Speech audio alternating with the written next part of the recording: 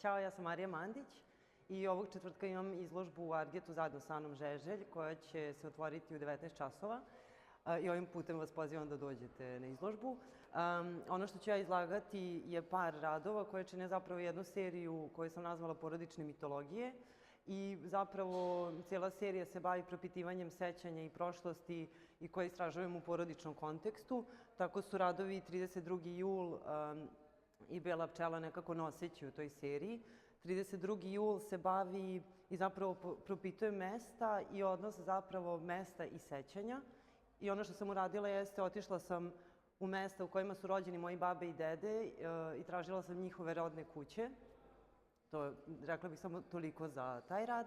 A što se tiče Bele pčele, ona zapravo propituje, zapravo pokušava da izgradi taj arhetip majke i kao pramatere, recimo,